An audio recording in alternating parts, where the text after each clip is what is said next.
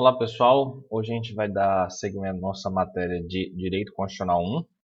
Iremos falar sobre uma matéria super importante hoje, que é a aplicabilidade das normas jurídicas. Bom, como já vimos, estudamos aí sobre o início das normas, com o estudo do justnaturalismo, do positivismo, do pós-positivismo, e depois fizemos algumas considerações sobre as regras e princípios na doutrina pós-positivista, com as teorias aí dos professores Ronald Dworkin e Robert Alex, e superado nessas questões, passamos então para um estudo da Constituição em si, tratando sobre as suas acepções ou sentidos, estruturas e elementos da Constituição. Aprofundamos mais o tema, e estudamos sobre a questão da classificação da Constituição. E logo em seguida sobre a hermenêutica jurídica constitucional. Então, falando sobre a extração real do sentido real, da norma, métodos e princípios para serem usados para podermos compreender a norma. Então, chegamos ao ponto de estudarmos acerca da aplicabilidade das normas, quais os seus efeitos, a sua eficácia dentro da Constituição. Esse é um assunto, como eu disse, essencial para podermos ter um entendimento de todo o direito constitucional. Afinal, só poderemos interpretar bem o texto constitucional se entendermos ou pudermos classificar as normas quanto à sua aplicabilidade. Então, feita nessa parte introdutória, a gente vai ver alguns conceitos preliminares que vão ajudar a entendermos melhor quando chegarmos na parte dessa classificação das normas jurídicas. Bom, então, inicialmente, vamos tratar alguns conceitos aqui, conceitos no qual a gente tem a compreensão da diversidade, dos efeitos produzidos pelas normas constitucionais, É de fundamental importância na concretização do direito, Essa compreensão da diversidade dos efeitos que são produzidos pelas normas constitucionais. Então, a fim de evitar aqui algumas imprecisões terminológicas, e conceituais capazes de confundir a compreensão adequada dessa temática, a gente vai fazer uma relevante, de distinção acerca dos planos normativos da validade, da eficácia e também da efetividade. Tá? Então, considera-se existente uma norma elaborada por uma autoridade aparentemente competente para a sua criação. Então, vamos pegar aí exemplos no qual a gente considera existente já uma norma que foi elaborada por uma autoridade aparentemente competente. Então, dentro dessa temática, a gente tem que a existência da norma no mundo jurídico vai ser denominada vigência, tá? Então, uma norma está vigente se existente e não revogada. Então, temos aqui o conceito de vigência, A vigência seria a existência da norma no mundo jurídico, Então, se ela está revogada, a norma, ela não está vigente, tá? E se ela existe no mundo jurídico, se não foi tido aí nem um processo para sua inconstitucionalidade ou revogada, então temos aí a vigência da norma, E também, dentro, acerca dessa temática da vigência, temos que fazer uma distinção entre vigência e vigor, no qual possui algumas nuances interessantes. Então, aqui em geral, a doutrina ela utiliza os termos vigência e vigor como equivalentes. Porém, o professor Tércio Sampaio Ferraz Júnior ele adverte que, no entanto, elas designam aqui qualidades distintas. Então, vamos ter aqui que vigência e vigor são diferentes, tá? Elas não vão ter o mesmo significado, tá? Por quê? O vigor de uma norma ela está relacionado com a sua imperatividade, tá? com a sua força vinculante, não se ligando necessariamente à sua vigência. A vigência a gente tem aqui como se fosse o tempo de validade e o vigor seria a sua imperatividade, né? A sua força vinculante. Tá? Um exemplo disso, a gente tem a ultraatividade da lei. Ultraatividade da lei seria um exemplo desse vigor da norma, né? Um exemplo, né? Vamos ver com exemplos que fica mais fácil de entender essa questão da ultraatividade. Bom, primeiro exemplo, em relação à ultraatividade, pensamos o seguinte: duas pessoas elas se casaram em 2001, né? Então elas tiveram aí o seu casamento em 2001. Na época, o Código Civil era o de 1916. Então, a gente tem aqui que o Código Civil vigente na época era o de 1916, tá?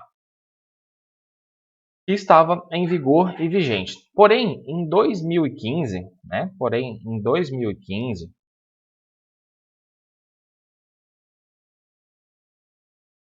essas pessoas elas resolvem se divorciar.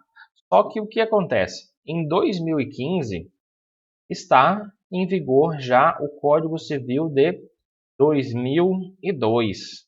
2002, né? Então aqui a gente tem o Código Civil de 2002. O que acontece nesse exemplo, né? Nesse caso, esse divórcio ele vai obedecer às regras do Código Civil de 1916 ou Código Civil de 2002? A resposta é que o juiz ele irá fazer o divórcio pautado nas regras, né, que foram feitas esses casamentos, né, todos os contratos nupciais, né, em relação ao Código Civil de 1916, tá, pessoal? Nesse caso, o Código Civil de 2002, ele não terá vigor nessa relação, né? Nessa relação do casamento, né? Do divórcio, né? No caso. Porque ao tempo do casamento, ao contrato pré-estabelecido e assinado, né? Com todas as regras, era vigente e estava vigorando o Código Civil de 1916. Então, para esse caso de agora, também irá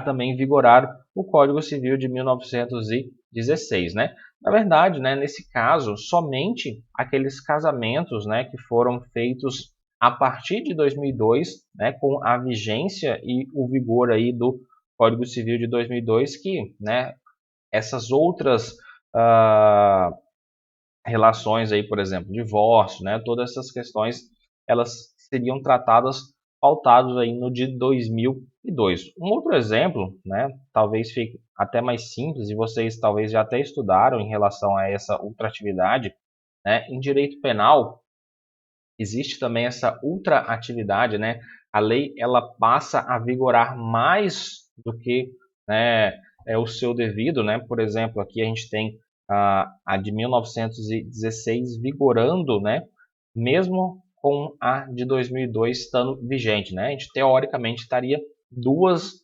leis, né, fazendo aí o mesmo efeito, estariam vivas, né, ao mesmo tempo, tratando da mesma situação, né? Mas a gente tem esse caso específico. No direito penal, a gente tem o seguinte, né? Por exemplo, uma pessoa ela praticou aí um crime, tá? Ela praticou um crime e nesse crime, a gente colocar aqui o crime, estava vigente na época do crime a lei A. A lei A. Nesse caso, a lei A ela era mais benéfica ao réu. Vamos colocar aqui que nesse caso do crime, eles daria uma pena de 5 anos, tá? 5 anos. O que acontece? No decorrer desse processo, né? No decorrer desse processo, o que acontece? A lei A ela foi revogada pela lei B, tá? Então temos aqui a lei B.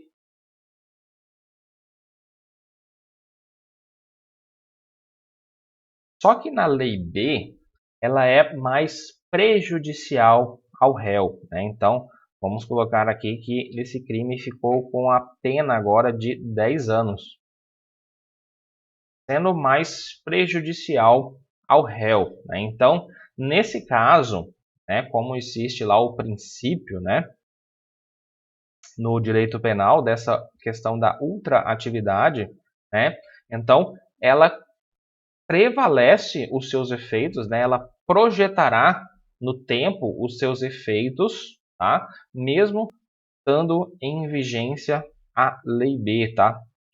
Só que nesse caso em específico, a lei irá estar vigorando para esse caso desse crime será a Lei A, né? Como a gente disse, né? Existem aqui duas leis ao mesmo tempo tratando da mesma coisa, só que uma, vamos dizer que ela já foi revogada em questão de validade, né? Mas ela projeta os seus efeitos, né? Ela continua vigorando, né? Nesse caso em específico, tá? Nesse caso em específico que a gente falou, tá?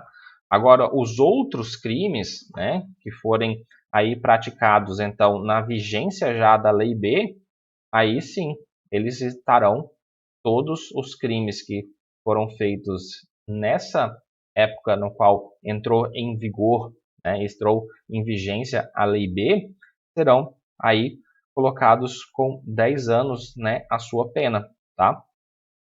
Então, isso seria a ultratividade. Isso seria um exemplo, então, da diferença entre vigência e vigor, né? Então, aqui, por exemplo, a gente tem, né, a vigência da Lei A, nesse caso aqui do direito penal, que fica um pouco mais fácil. A gente tem a vigência tanto da Lei B, só que aqui está vigorando também a Lei A. Ela não está em vigência, mas ela está vigorando. Os seus efeitos são projetados no tempo, né? E produz aí os efeitos dessa lei, tá? Então fiquem atentos, né? Só essa questão entre vigência e vigor, né? Existe essa pequena diferença. Depois a gente tem a questão da validade, né? A validade, aí em termos jurídicos, traduz aqui uma relação de conformidade entre a norma inferior e a norma superior, né? Então, norma inferior e norma superior. Seria aquele fundamento de validade, né? No qual a gente tem, que a gente viu até agora, né? Da pirâmide de Kelsen, né? Que vocês já estão aí cansados de ver essa questão da pirâmide, né? Que ela retira o seu fundamento de validade da norma superior, né? Para trazer para inferior. Então, uma norma ela é válida se produzida em conformidade com as que disciplinam o seu procedimento de criação, né? E delimitam aí o seu conteúdo, como que ocorre as leis em relação à Constituição. Então, por exemplo, a gente tem a questão das constituições estaduais com a Constituição Federal, né? Então, as constituições estaduais ela tem que estar em simetria, né, em harmonia com a Constituição e os limites estabelecidos por ela, não podendo as constituições estaduais elas apresentarem nesse caso uma contradição contra a Constituição Federal, né? Aquilo que a gente já falou. A Constituição estadual não pode dizer que uma determinada norma é X, sendo que na Constituição está dizendo que é Y, né? Elas têm que ter essa simetria, tem que ter essa harmonia, além daquelas normas de reprodução obrigatória que tem que constar também nas constituições estaduais e também, né, a gente não pode esquecer, nas leis orgânicas municipais também. Depois vamos ter a eficácia, né, chamada também eficácia jurídica. Aqui temos que é a aptidão da norma para produzir os efeitos, que eles são próprios, né, que eles são próprios. Uma norma ela é eficaz quando capaz de produzir efeitos ou então ser aplicada. Em regra, a eficácia ela surge no mesmo momento da vigência, exceto nas hipóteses aí da na questão no qual é diferida ou então adiada para o futuro, né? Como exemplo, no caso das leis que vão criar ou majorar tributos, né? Então aqui a gente tem uma eficácia diferida na instituição ou majoração de tributos. Está lá no artigo 150, inciso 3, a linha B da Constituição Federal. Vai dizer o seguinte, né? O artigo 150, sem prejuízo das outras garantias asseguradas ao contribuinte, é vedado à União, ao Estado, ao Distrito Federal e aos municípios. Inciso 3, cobrar tributos, a linha B, no mesmo exercício financeiro em que haja sido publicada a lei que o instituiu ou aumentou, né? Então, isso seria um exemplo de eficácia diferida, né? Que é adiada para o futuro. A lei, né? Ela é aprovada, é promulgada, né? Em determinado, vamos colocar aqui, no determinado ano de 2000. Porém, com essa regra, né? Da linha B do inciso 3 do artigo 150, diz que é no mesmo exercício financeiro, tá? Não podem ser cobrados esses tributos, né? Que haja sido publicada a lei. O exercício financeiro é o nosso ano, né? É o nosso ano. Então, somente no próximo ano que poderá então ser feito, né? Essa cobrança do tributo, né? A instituição de um tributo ou então a majoração dele, né? Então, somente nesse caso a eficácia dessa lei terá a sua eficácia em 2001, tá? Então, ela foi publicada em 2000, porém, existe essa regra no qual existe essa regra diferida, no qual é adiado para o futuro, tá? A sua eficácia. Então, existe essa diferença, no qual em 2000 ela foi promulgada a lei, porém só vai surtir efeitos mesmo em 2001, né? Mas, basicamente, a eficácia é quando traz também, né, surge aí no momento da vigência da lei, trazendo, né, esse exemplo aí de uma eficácia diferida, né, que seria a exceção em relação a essa regra. E por último temos a efetividade, que seria a efetividade social, né, eficácia social também chamada. Né? Então ela está relacionada à produção concreta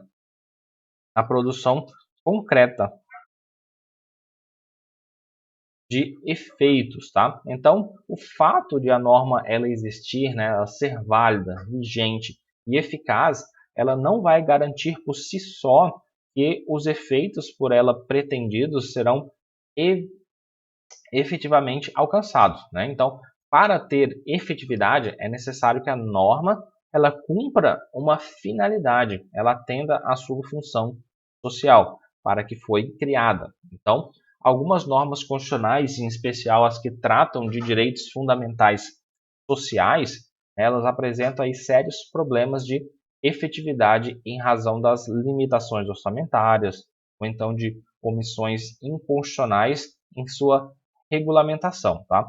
Então é o que ocorre, por exemplo, no caso do direito à moradia, né, que está lá no artigo 6º da Constituição Federal, tá? Também em relação ao direito de greve dos servidores públicos, tá? Está lá no artigo 37, inciso 7 da nossa Constituição, tá? E também temos aí o artigo, outro exemplo, né, o artigo 230, parágrafo 2º, que diz que aos maiores de 65 anos é garantida a gratuidade dos transportes coletivos urbanos, né? Então, tem que existir, né, no mundo real, né, a concretização dos efeitos, né, a produção concreta dos efeitos da norma estabelecida aí no texto constitucional, né? Então, isso seria a efetividade, né, ou eficácia social, ou efetividade social, tá, pessoal? Então, existem todas essas nuances em relação a esses conceitos, tá? Então, vamos avançar tratado dessa parte inicial, né, e fazendo essa distinção entre essas terminologias, vamos para o centro da nossa aula de hoje, né? A ideia principal.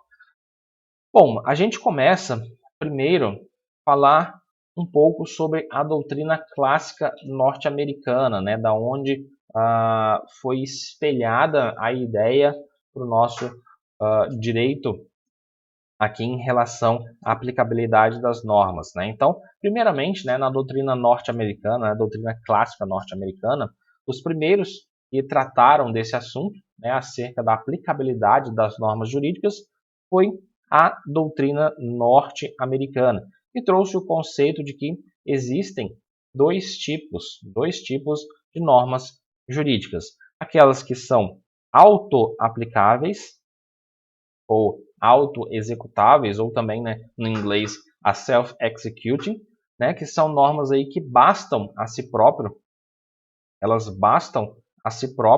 elas independem de regulamentação para produzir os seus efeitos, né? Então, a gente tem aqui que desde quando a Constituição ela é promulgada, essas normas elas já vão produzir todos os seus efeitos, tá? Então, essas são as normas autoexecutáveis. E também temos aquelas que são as normas não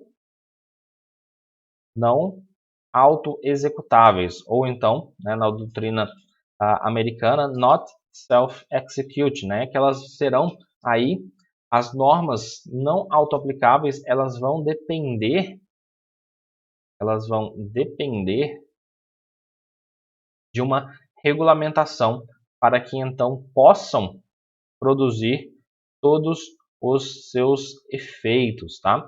Então, né, nesse caso, as normas elas vão precisar de uma lei, né, uma legislação infraconstitucional para que elas possam produzir todos os seus efeitos, né? Então, vale lembrar, né, que essas normas não autoexecutáveis elas já produzem efeitos quando a Constituição ela é promulgada. Entretanto, né, para que possam aqui nesse caso produzir todos os seus efeitos, né, todos os seus efeitos, elas necessitam de que haja uma regulamentação para tal, tá? Bom, pessoal, dito isso, né, acerca dessa parte, né, da doutrina clássica norte-americana, a gente entende que ela criou, né, essa conceituação no que traz essa diferença entre dois tipos de normas jurídicas. Nós só recapitulando, autoexecutáveis e a não autoexecutáveis. Então a gente passa agora para a classificação do professor José Afonso da Silva, tá? Então, embora essa classificação que a gente viu agora da doutrina norte-americana ela seja bastante didática, a classificação das normas quanto à sua aplicabilidade mais aceita no Brasil foi proposta pelo professor José Afonso da Silva. E com base na teoria norte-americana, ele criou a sua própria teoria. Então, espelhando naquela teoria clássica norte-americana, o professor José Afonso da Silva ele criou a sua própria teoria acerca da aplicabilidade das normas constitucionais e, a partir daí, criou então a sua classificação em três grupos de normas. A gente tem, primeiramente, as normas de eficácia plena, depois as normas de eficácia contida e, por último, as normas de eficácia limitada. Tá? Vamos destrinchar um pouco cada uma delas. Primeiramente, temos aí as normas de eficácia plena. As normas de eficácia plena, né, elas são aquelas normas da Constituição que no momento que elas entram em vigor, elas estão aptas a produzir todos os seus efeitos, tá? Independentemente de norma integrativa infraconstitucional, né, que seria uma lei infraconstitucional, né? Então, aqui a gente tem que ela não precisa de uma lei infraconstitucional para produzir todos os seus efeitos, tá? Então, ela já entra, né, quando a Constituição é criada, ela já tem aí sua total, né, tem a sua plena eficácia e faz com que todos os seus efeitos sejam produzidos, tá? Sem que seja necessário uma norma infraconstitucional, né, uma norma abaixo da Constituição para que traga aí a sua produção de todos os seus efeitos, né? Porque ela já produz aí todos os seus efeitos e não depende dessa lei. Então, as normas de eficácia plena, elas vão possuir as seguintes características, tá, pessoal? Então, essas características vocês guardem muito bem, tá? Essas características, essas normas de eficácia, elas possuem, tipo, a plena, contida e a limitada. Então, vamos lá. Elas possuem as características auto-aplicáveis, elas não são restringíveis, ela tem aplicabilidade direta, imediata e integral, tá? Então, as normas de eficácia plena, elas são auto-aplicáveis. Isso quer dizer que elas não dependem de uma lei posterior para regulamentar, tá? Regulamentar o seu alcance ou o seu sentido, né? Para completar a norma. Ela já é completa desde o seu nascimento, tá? Isso não quer dizer aqui que não possa haver uma lei regulamentadora versando sobre essa norma de eficácia plena, tá? Essa lei regulamentadora, ela pode sim existir, mas a norma de eficácia plena, ela, como a gente disse, ela já produz todos os seus efeitos de imediato, não depende de qualquer outro tipo de regulamentação. Então, é isso que quer dizer auto-aplicáveis. Elas não dependem de uma lei posterior para que complete aí o seu alcance ou o seu sentido na norma, né, para que possa produzir todos os seus efeitos.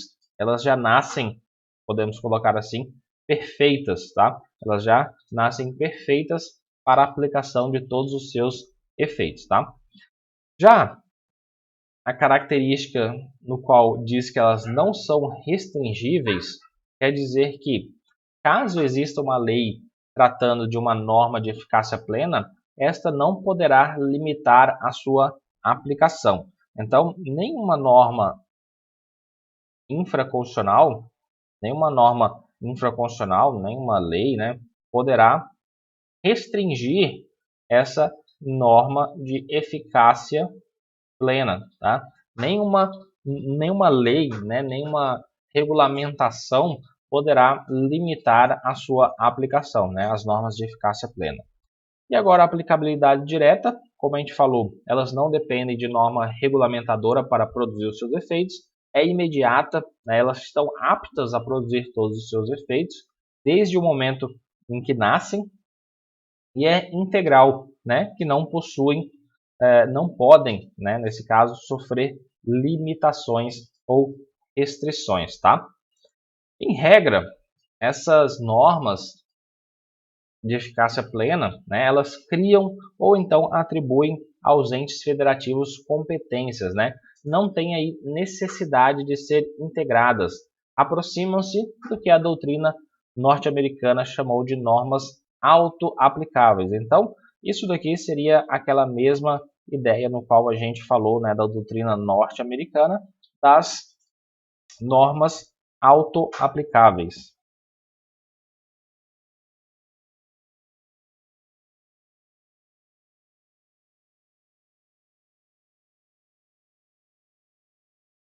Então a gente tem aí as normas auto-aplicáveis, né? Que também a gente chamou aí de self-executing, né? Self-enforcing ou então self-acting, né? Então essas seriam as normas auto-aplicáveis. Um exemplo em relação a essas normas de eficácia plena, a gente tem que é o caso aí do artigo 2º da nossa Constituição, que diz o seguinte: são poderes da União, independentes e harmônicos entre si, o legislativo, o executivo e o judiciário.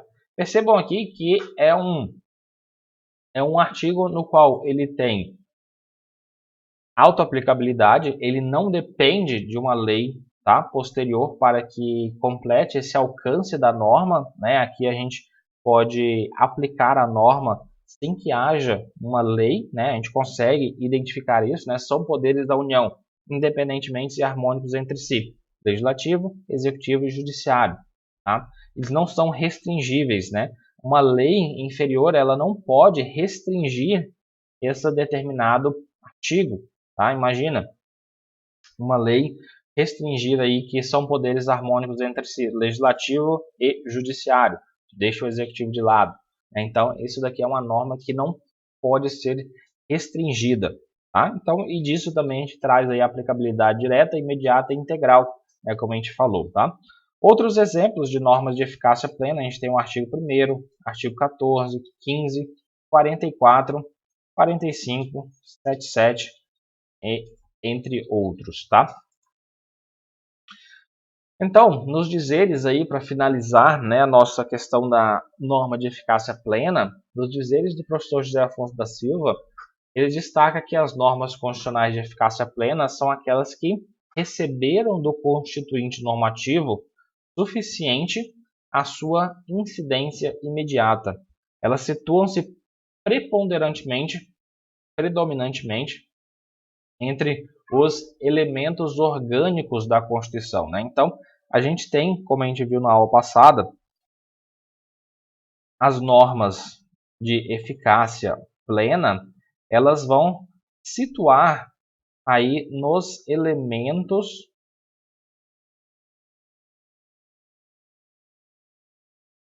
orgânicos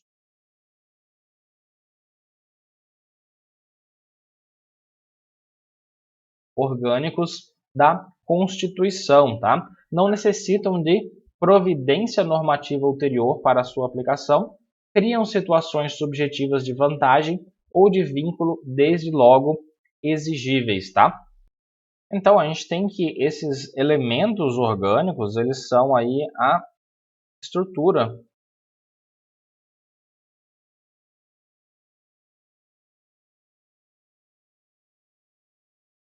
do Estado, né? A gente tem aí União, Estados, Distrito Federal e municípios, né? A gente tem a organização dos poderes,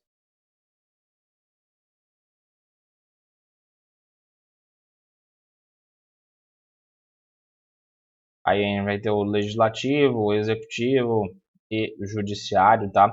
Então, basicamente, aonde incide essas normas aí de eficácia plena vão ser basicamente essas estruturas de Estado, organização dos poderes, né? Também os artigos iniciais, no qual trazem os princípios, né, da nossa Constituição, né? Basicamente essas normas, tá, pessoal? Avançando, a gente tem as normas de eficácia contida ou prospectiva, tá? Então, aqui, essas normas de eficácia contida ou prospectiva são normas que estão aptas a produzir todos os seus efeitos desde o momento da promulgação da Constituição, mas podem, tá, ser restringidas por parte do legislador, tá? Por parte aí do poder público. Então, eu coloquei esse podem em destaque aqui, por quê? Porque essa atuação do legislador, no caso das normas de eficácia contida, ela vai ser discricionária. Ele não precisa editar a lei, mas poderá fazê-lo, né? Não é algo impositivo, tá? É facultativo.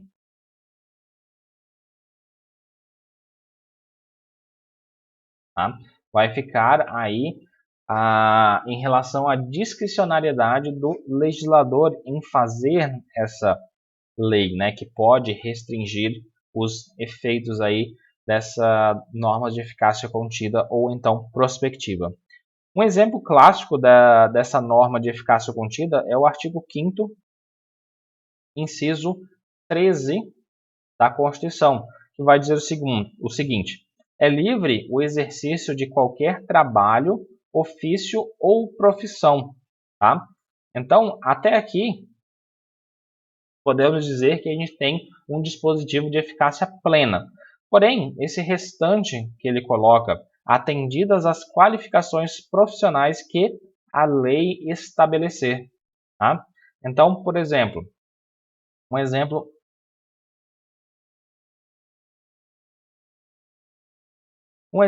é a OAB, né? Para a gente, quando terminamos o curso de Direito, somos bacharéis em Direito, não podemos advogar. Né? Por quê? Porque existe uma lei que estabelece as qualificações profissionais, né, para que seja advogado. E uma delas é fazer a prova da OAB. Vocês vão fazer no final do curso, todo mundo vai passar. Então, existe essa questão, né? Existindo essa restrição em relação a essa norma, né? Percebam como eu coloquei aqui, é livre o exercício de qualquer trabalho, ofício ou profissão, atendidas as qualificações profissionais que a lei estabelecer. Se em determinado trabalho, né, por exemplo, existir aí um curso no qual não precise, né, fazer determinada, não exija tal restrição igual direito, né, igual o curso de contabilidade, né, também existe uma prova, né, ao final do curso. Então, assim que você terminar o curso superior em determinada profissão, você estará apto, né, a exercer aquela profissão, né? Não é igual aqui, né, na OAB ou contabilidade, né? Existe essa questão da prova porque uma lei estabeleceu. Então, ela conteve a eficácia desse dispositivo, tá? Então, em razão desse dispositivo aqui, é assegurada, né, como a gente falou, a liberdade profissional desde a promulgação da Constituição. Todos já podem exercer qualquer trabalho, ofício ou profissão, porém, né, no entanto, a lei ela pode, né, ela poderá aí estabelecer restrições aí no exercício de algumas profissões e a gente cita como exemplo a exigência da aprovação no exame da OAB, né, para um requisito aí, um pré-requisito para o exercício da advocacia. Então, basicamente, né, temos aí esse conceito e esse exemplo, né, para que a gente possa visualizar melhor como são essas normas de eficácia contida ou prospectiva, tá? E as normas de eficácia contida, elas vão possuir as seguintes características, né? Lembrem-se muito bem, né, como eu disse, dessas características, tá? Então, as normas de eficácia contida ou prospectivas vão ser autoaplicáveis, né, aquilo lá que a gente falou, não é necessário, né, uma norma regulamentadora para que possa produzir todos os efeitos. Como a gente viu aqui, ela produz todos os seus efeitos desde o seu nascimento, só que elas são restringíveis, tá? Elas são restringíveis, tá? Então, essas normas de eficácia contida ou prospectivas, elas são restringíveis, tá? E vão ter aplicabilidade direta, imediata e integral, né? Igualmente o que a gente viu agora nas normas de eficácia plena, tá? Umas questões em relação a essa parte do restringível, a gente tem que a restringibilidade da norma de eficácia contida, né, ela pode ser imposta por determinadas situações. Então, essa restringibilidade da norma de eficácia contida, ela pode ser imposta por uma lei, pode ser por uma outra norma constitucional e também por conceitos éticos jurídicos indeterminados. No caso de uma lei, tá, a gente tem aqui o direito de greve, tá, na iniciativa privada, aquele que vem lá no artigo 9º, no artigo 9º da Constituição. Vai dizer o seguinte, né, o direito de greve na iniciativa privada é uma norma de eficácia contida prevista aí no artigo 9º. Então, o que diz o artigo 9º? Diz o seguinte: é assegurado o direito de greve, competindo aos trabalhadores decidir sobre a oportunidade de exercê-lo e sobre os interesses que devam, por meio dele, defender. Aí o parágrafo 1º vai dizer o seguinte: a lei, né, a gente já sabe que quando fala a lei, né, está indicando aqui uma lei ordinária, tá? Quando for lei complementar, estará especificado, né, estará dito, né, no próprio dispositivo lei complementar. Então a gente sabe aqui que é lei ordinária. A lei definirá os serviços ou atividades essenciais e disporá sobre atendimento das necessidades inadiáveis da comunidade, né? Então, aqui existe uma restrição em relação ao direito de greve, né? Então, essa lei criando essa lei, ela vai definir aí quais são os serviços ou atividades que são essenciais e disporá aí sobre o atendimento das necessidades que são inadiáveis da comunidade, né? Elencando provavelmente aí trabalhos, né, serviços que não poderão entrar em greve e parar totalmente, né, totalmente. Então, existe essa lei no qual vai restringir esse dispositivo da Constituição, né? Então, essa lei vai restringir determinado dispositivo da Constituição. Outra hipótese é outra norma constitucional, tá? Então, outra norma constitucional, ela poderá restringir uma determinada norma constitucional. Então, vamos colocar aqui. O artigo 139 da Constituição prevê a possibilidade de que sejam impostas restrições a certos direitos e garantias durante o estado de sítio, tá? Então, a gente tem nossos direitos e garantias fundamentais, no qual podemos exercê-lo, né, normalmente. Porém, quando existir a situação de estado de sítio, alguns desses direitos e garantias fundamentais, eles estarão restritos, tá? Então, não iremos poder exercê-los, né, quando existir essa situação. Então, é uma outra norma constitucional, né? Veja, temos aí o direito de ir e vir lá no artigo 5º da nossa Constituição e também permanecer. E o artigo 139, quando existir esse estado de sítio, ele vai restringir, tá, esse nosso direito de ir e vir e permanecer. Tá? Então, seria o 139 restringindo um direito e garantia que existe lá no artigo 5º da nossa Constituição. Beleza? Então, temos aqui outra hipótese, né, outra norma constitucional restringindo um direito, né, um dispositivo da Constituição. E por último, temos conceitos éticos jurídicos indeterminados, tá? Aqui, como exemplo, a gente tem o artigo 5º, inciso 12, combinado com o inciso 25, 12 não, 22, 22 com o 25 da Constituição. Estabelece que o inciso 22 diz que é garantido o direito à propriedade. Direito à propriedade. Porém, essa norma do 22, ela poderá ser restringida no caso de iminente perigo público, né? O Estado, então, ele poderá requisitar propriedade particular, né? Que está lá no 25. Então, esse conceito, né? Essa ideia de iminente perigo público,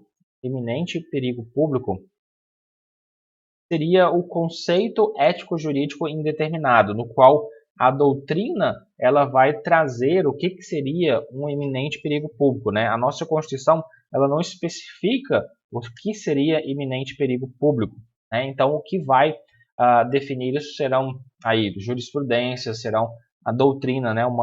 Manuais didáticos. Então, esse conceito de iminente perigo público é o que vai definir, né, essa requisição da propriedade particular e assim, se ele requisitar a propriedade particular, estará aí restringindo o direito da propriedade do particular, né? Então, temos aí esses conceitos éticos jurídicos indeterminados que também podem restringir determinados dispositivos, né, em relação à eficácia contida e limitada. Contida e prospectiva, quer dizer. Passando agora ao estudo das normas de eficácia limitada, né? Aqui, nas normas de eficácia limitada, é o que a gente tem uma diferença maior entre as outras duas, né? E aqui tem algumas peculiaridades também em relação às normas de eficácia, né? A aplicabilidade das normas. Então, dentro dessa parte das normas de eficácia limitada, né? Prestem bastante atenção. As normas de eficácia limitada, elas são aquelas que dependem de regulamentação futura para que possam produzir todos os seus efeitos, tá? Para que possam produzir todos os seus efeitos.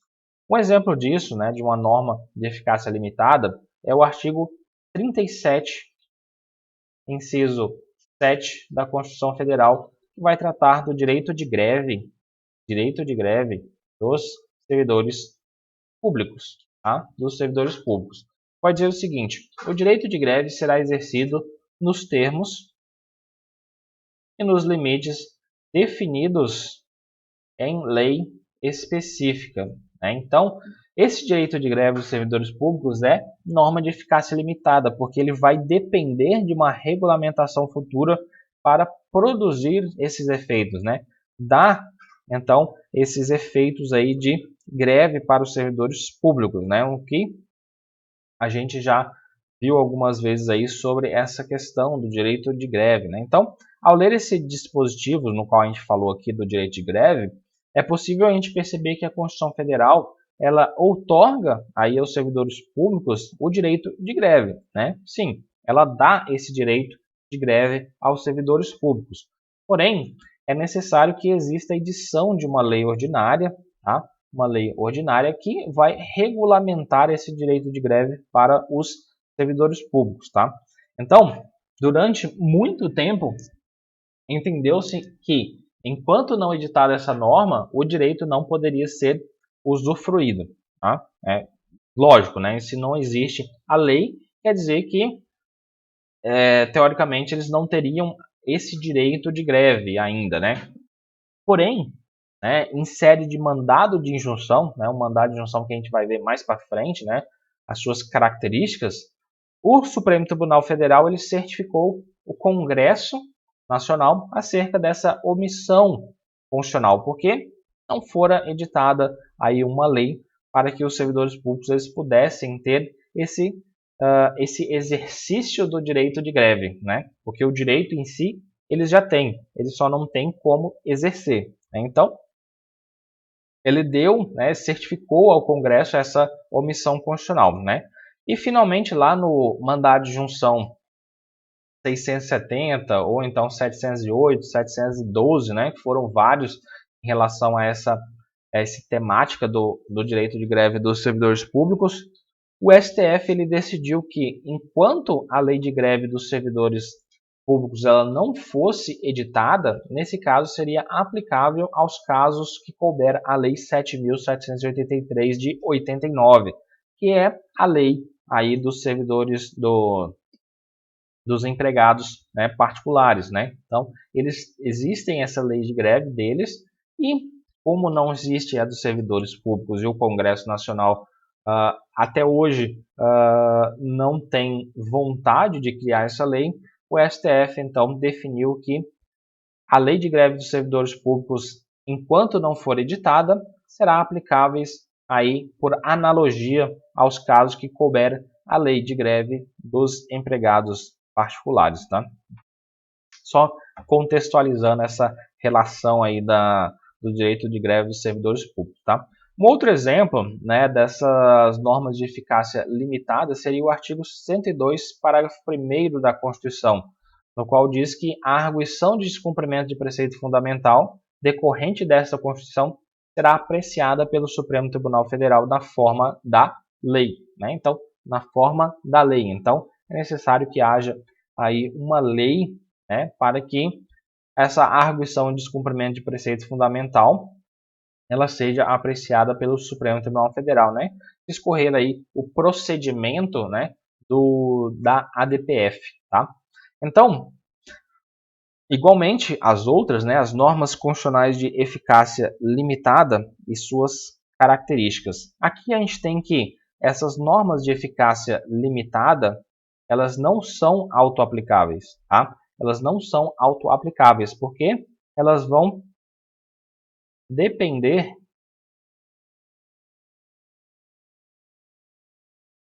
de lei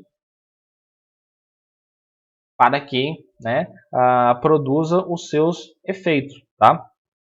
Elas vão ter uma aplicabilidade indireta, tá? Elas vão ter uma aplicabilidade indireta, porque elas necessitam de uma norma regulamentadora para produzir os seus efeitos. Elas também vão ter uma aplicabilidade imediata, tá? A promulgação do texto não é suficiente para que elas possam produzir todos os seus efeitos, então a sua aplicabilidade não é imediata, será imediata, né? Não é naquele momento da promulgação do texto constitucional. né? Por exemplo, essa aí do direito de greve. Essa do direito de greve foi estabelecida com a feitura da Constituição. Está aí, na Constituição. Porém, é necessário que exista uma lei específica para que produza os seus efeitos, né, do direito de greve de servidores públicos. E até hoje não existe, né? Estamos aí em 2021 e até hoje ela não existe, tá? Ela não existe. Então, eles têm aí essa produção dos seus efeitos imediata e reduzida, né? Elas possuem um grau de eficácia restrito quando a promulgação da Constituição, né? Então, elas não têm esse grau de integral dos seus efeitos, tá? Então, essas são as características não auto-aplicáveis, aplicabilidade indireta, imediata e reduzida, tá? O José Afonso da Silva, né, o professor José Afonso da Silva, ele subdividiu as normas de eficácia limitada em dois grupos. Então, a gente tem uma subdivisão em relação às normas de eficácia limitada, que vão ser as normas declaratórias de princípios institutivos ou organizativos e também as normas declaratórias de princípios programáticos, tá? Então, cada uma delas vai significar o seguinte: as normas declaratórias de princípios institutivos ou organizativos, elas são aquelas normas, né, que dependem de lei, tá, para estruturar e organizar.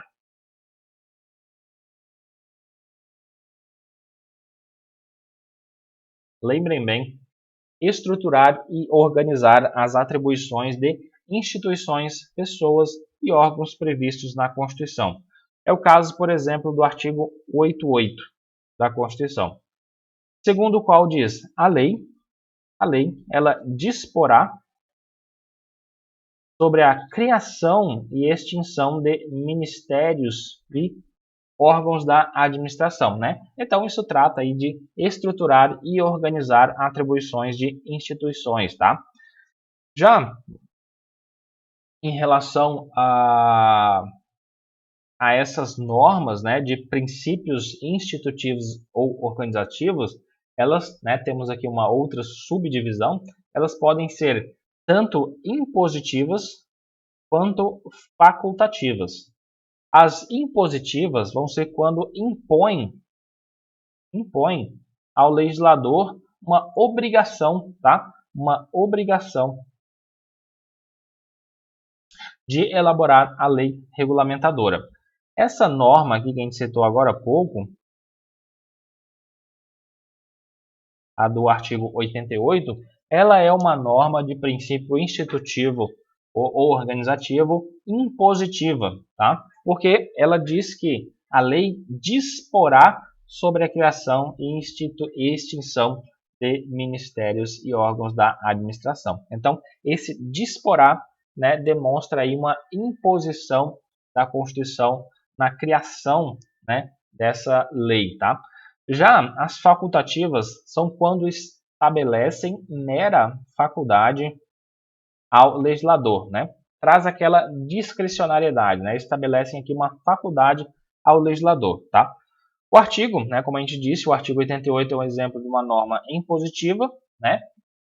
E como exemplo de uma norma facultativa, a gente pode citar o artigo 125, parágrafo 3º, que vai dizer o seguinte: a lei estadual poderá, né? Então esse poderá vai se caracterizar como facultativa, tá, pessoal? Então, facultativa, ele poderá, né? Esse poderá denota-se uma faculdade, uma discricionariedade para o legislador, né? Então, a lei estadual poderá criar, mediante proposta do Tribunal de Justiça, a Justiça Militar Estadual. Não é uma imposição aqui, tá, nesse caso. E depois temos as normas declaratórias de princípios programáticos, tá? Princípios programáticos são aquelas que estabelecem programas a serem desenvolvidos pelo legislador infraconstitucional, tá? E cabe destacar que a presença de normas programáticas na Constituição Federal é que nos permite classificá-las como Constituição dirigente, né? Só fazendo esse parêntese. Então, um exemplo disso, né, de um princípio programático, né, que estabelece esses programas, é o artigo 196 da Constituição, né? A saúde, né, princípio programático, é direito de todos e dever do Estado, garantindo mediante políticas sociais e econômicas, né? Medidas sociais e econômicas são o estabelecimento de programas que vão ser desenvolvidos pelo legislador infraconstitucional, né? Mediante políticas sociais e econômicas que visem a redução do risco de doença e de outros agravos e ao seu acesso universal e igualitário às ações e serviços para sua promoção e proteção. A gente também tem um outro exemplo, né, que será o artigo 205, que diz: a educação, direito de todos e dever do Estado e da família, será promovida e incentivada com a colaboração da sociedade, visando ao pleno desenvolvimento da pessoa, seu preparo para o exercício da cidadania e sua qualificação para o trabalho, tá? Em relação a isso, também é importante a gente destacar que as normas de eficácia limitada, tá?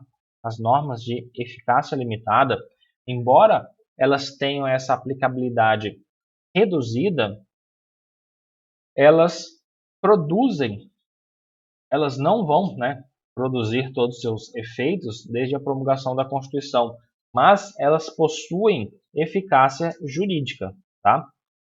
Elas vão possuir eficácia jurídica. Então, né, guardem bem essa ideia. Né? A eficácia dessas normas ela é limitada, porém existente. Diz que essas normas de eficácia limitada elas possuem aqui uma eficácia mínima. Né? Então, não é porque a norma ela tem uma eficácia limitada que ela vai ser inexistente, tá, de eficácia jurídica. Essa norma de eficácia limitada ela vai possuir uma vou apagar aqui, uma eficácia mínima,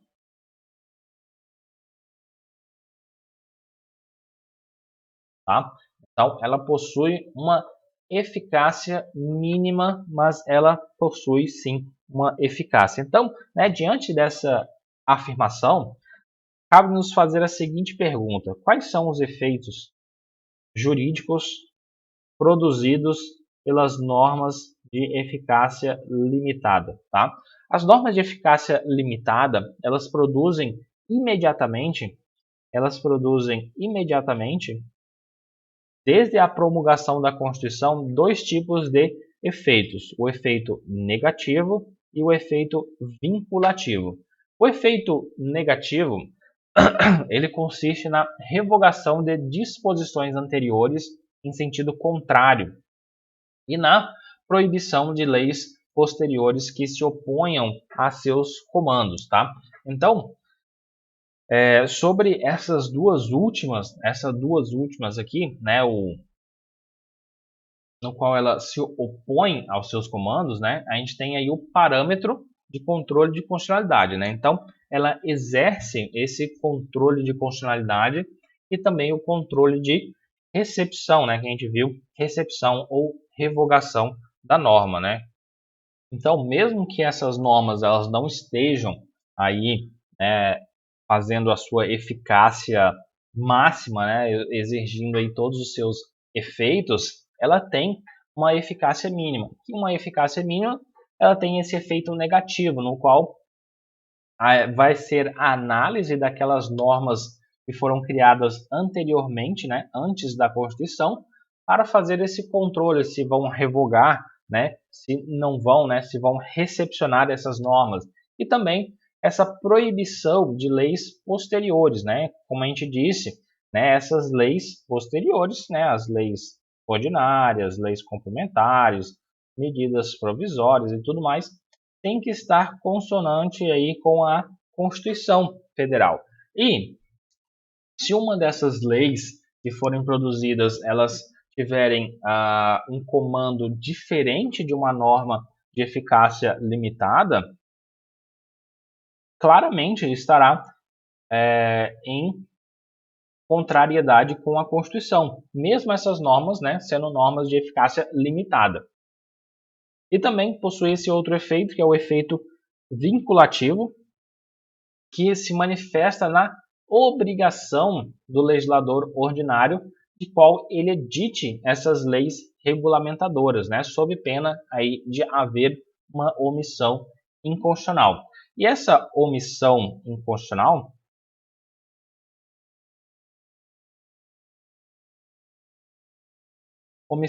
inconstitucional ela é combatida por um mandado de injunção e também por uma ação direta de inconstitucionalidade por omissão, né, que é ADO. Então, a gente tem, né, essas duas hipóteses, né, esses dois efeitos no qual a norma de eficácia limitada ela produz de imediato, no quando ela entra aí a promulgação, quando elas nascem, né, com a promulgação da Constituição. Ela produz efeito negativo, né, que é a revogação de dispositivos anteriores, sendo contrário à Constituição, e também a proibição de leis posteriores que se oponham aos seus comandos, né? Fazendo aí um controle de constitucionalidade das leis.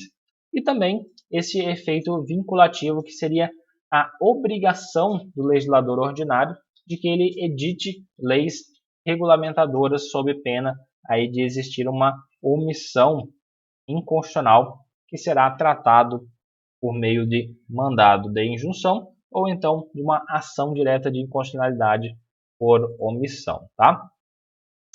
Então, acerca das normas de eficácia limitada, né, elas, como vocês viram, elas têm algumas peculiaridades a mais, né? Então, foquem bastante, né, nessa ideia das normas de eficácia limitada, e que eu acredito que é mais interessante, né, a gente focar nessa parte das normas de eficácia limitada, que elas possuem várias peculiaridades, tá, pessoal? Bom,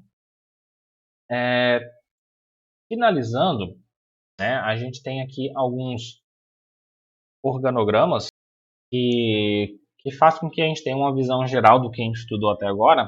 Então, a gente tem aqui a aplicabilidade das normas, né? Elas podem ser de eficácia plena, limitada e contida. Então, a eficácia plena, ela possui aplicabilidade direta, imediata e integral. Já a eficácia contida, ela possui uma aplicabilidade direta, imediata e integral. Só que elas podem ser restringidas, tá? Se atentem bem a essa questão da restrição dessas eficácias contidas, né? E elas podem ser restringidas por uma lei, uma outra norma constitucional ou então um conceito ético-jurídico indeterminado. E por último, a gente tem as normas de eficácia limitada, no qual elas têm aplicabilidade indireta, né? Errei aqui. Elas possuem uma característica indireta, deixa eu escrever aqui.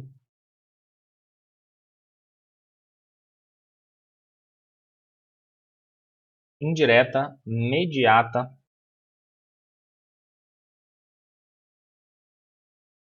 e não integral, né? Ou reduzida, né? No caso, reduzida.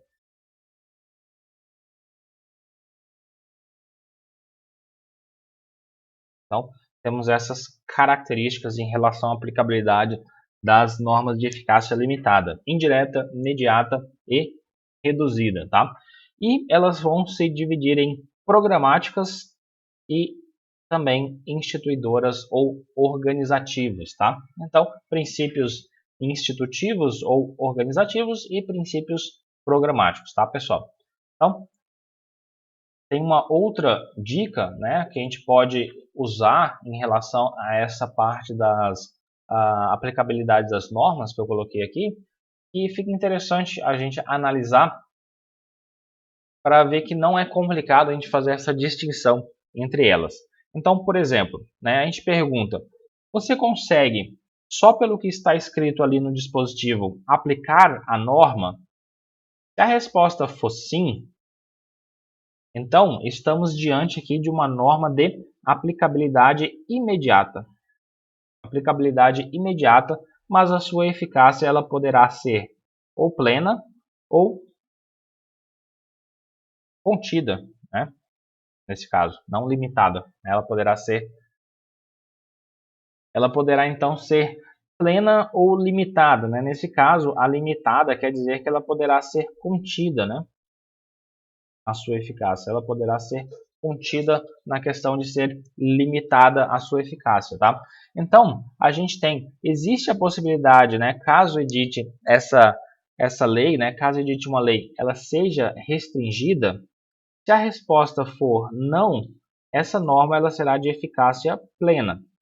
Se, por um acaso, edite uma lei, exista a possibilidade de restrição, né, de limitação da sua eficácia, estaríamos aí diante de uma norma de eficácia contida, né? Agora, voltando, né, para a pergunta inicial, se a resposta da pergunta inicial ela for negativa, né, for não, então estaríamos aí diante, né, aqui de uma norma de aplicabilidade imediata. E, né, aquelas características, né, nas normas imediatas a gente tem que somente serão de eficácia limitada, tá? Mas nesse caso poderá ser ou então programática ou de princípio institutivo, tá? Então, qual que é a pergunta que a gente vai fazer para descobrir se é programática ou de princípio institutivo, tá? Seria o seguinte: a norma busca traçar um plano de governo para direcionar o Estado, ou é uma norma que está ordenando a criação ou órgãos institutivos ou regulamentos? Se a resposta for traçar um plano de governo, então estaríamos aí diante de uma norma de eficácia limitada e programática. Já se ela ordena uma criação de órgãos institutivos ou regulamentos, estaríamos aí diante de uma norma de eficácia limitada de princípio institutivo, tá? Então, né, só para a gente dar essa visualização, né, que não é complicado visualizar, né, quais são essas normas, tá, pessoal? Então, memorizem um pouco esse esquema aqui e fica de boa essa questão da diferenciação, né, distinção entre uma eficácia com a outra, tá? E por último, né, só adicionando uma classificação a mais, que é a classificação das normas, né, por Maria Helena Diniz, né, que no caso aqui a gente pode encontrar algumas questões aí de concurso, OAB, que vão fazer menção, né, dessa classificação da Maria Helena Diniz. Então, só passar e falar um pouco sobre ela, né? Não é muito diferente, tá, da classificação do José Afonso da Silva. E nesse caso a gente tem a classificação da Maria Helena Diniz, vão ser as normas de eficácia absoluta, as normas de eficácia plena e as normas de eficácia relativa, né, que elas irão se subdividir tanto em restringível e complementável, tá? Então aqui a gente tem que as normas de eficácia absoluta, né, que é a maior diferença em relação às normas da classificação do José Afonso da Silva, aqui ela vai tratar as normas de eficácia absoluta, seriam as chamadas cláusulas pétreas, né? Então aqui a gente tem as cláusulas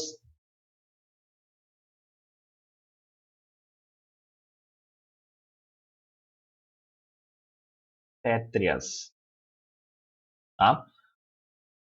Essa daqui seria a maior diferença em relação à teoria aí do professor José Afonso da Silva, no qual ela demonstra que essas normas elas são intangíveis, não podendo ser emendadas, tá? Então, aqui elas contêm uma força paralisante total de qualquer legislação explicita ou implicitamente vier a contrariá-las, tá? Então, eficácia absoluta. Aqui, né, passando para as normas de eficácia plena, a gente tem basicamente a mesma ideia das normas de eficácia plena do José Afonso da Silva, né, que elas têm as características de auto-aplicáveis, não restringíveis, aplicabilidade direta, imediata e integral. E aqui nas normas de eficácia relativa, né, ela vai fazer uma subdivisão dentro dessas normas de eficácia relativa em restringível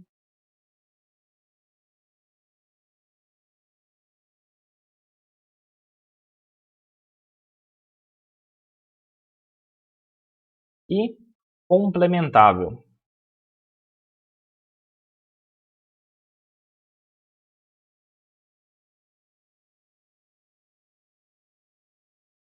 Então, ela vai fazer a distinção entre essas duas ideias aqui das normas de eficácia relativa e ela vai subdividir em restringível e complementável. Restringível, a gente já tem a ideia de que vão ser a mesma coisa das de eficácia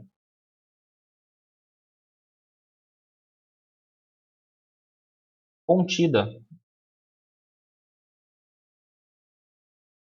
da classificação do professor José Afonso da Silva. Tá?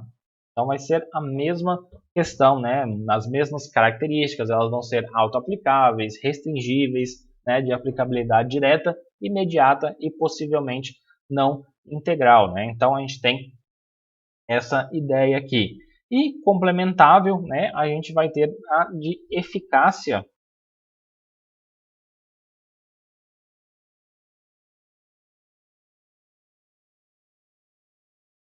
limitada,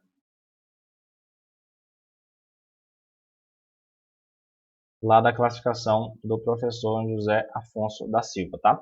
Então, com as mesmas características, não aplicáveis, não auto-aplicáveis, né? Aplicabilidade indireta, imediata e reduzida, tá? Então, basicamente, essa é a ideia da classificação das normas por Maria Helena Diniz. E o que mais difere aqui é a questão da eficácia absoluta, no qual ela trata aqui as cláusulas pétreas, tá? Cláusulas pétreas, tá? Beleza, pessoal? Então, né, por hoje a gente finaliza, né, essa parte de aplicabilidade das normas jurídicas e, como sempre, qualquer dúvida que tenham podem postar lá no AVA, né, eu deixo uma seção lá, um fórum de dúvidas. Se tiverem alguma dúvida, podem postar, tá, pessoal? Então, até a próxima aula, boa semana para todos e bons estudos.